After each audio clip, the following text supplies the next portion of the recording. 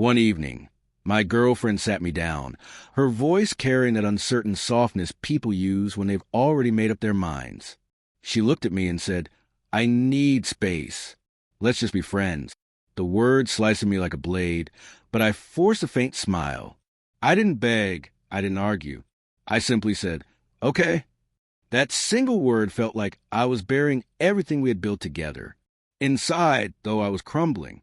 This was the same girl who once promised me forever, who stayed up laughing with me until sunrise, who whispered dreams about the life we would share. And now, with one sentence, she stepped back as if none of it had ever mattered. I wanted to scream.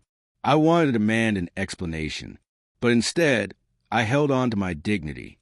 After that talk, I went home and stared at our old photos. Each memory stung like venom, a sharp reminder of everything I had lost.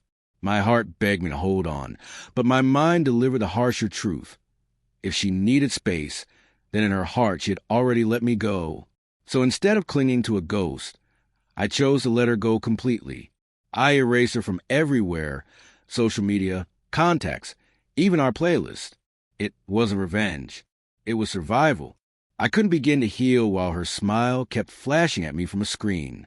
If she wanted friendship, she could find it elsewhere. I refused to be her fallback comfort. The first days were brutal. I checked my phone far too often, waiting for a message that never came.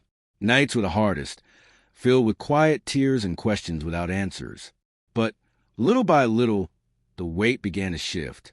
I realized my okay was stronger than her rejection. It was the first step toward choosing myself. Friends told me I had done the right thing, though they couldn't see the storm raging inside me. Pretending to move forward was agony when her fingerprints were still everywhere in my life. But I reminded myself daily, dignity is worth more than begging for scraps of love. Weeks slipped into months.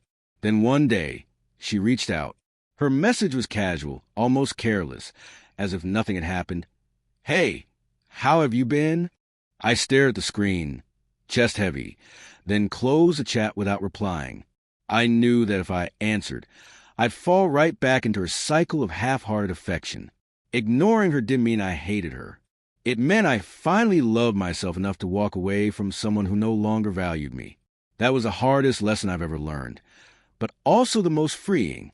I refused to be an option when I had once been a priority. In time, I found strength in the silence. The world didn't end without her, though at first it felt like it might. I laughed again. I met new people. I rebuilt parts of myself I thought she had taken with her. What I once saw as a cruel ending revealed itself as a powerful beginning. She may never understand why I cut her off completely, but the truth is, I couldn't afford to linger in the shadow of friendship with someone who had already abandoned love. Sometimes the only way to survive is to let go entirely. And in that release, I found something I never expected: peace. No more waiting for messages that never came.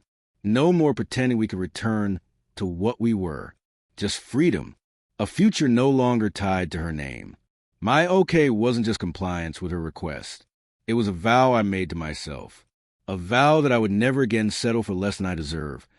Not even from the person I once loved most. Because sometimes the strongest words aren't "I love you" or "please stay." Sometimes the strongest thing you can say is simply okay and mean it enough to walk away.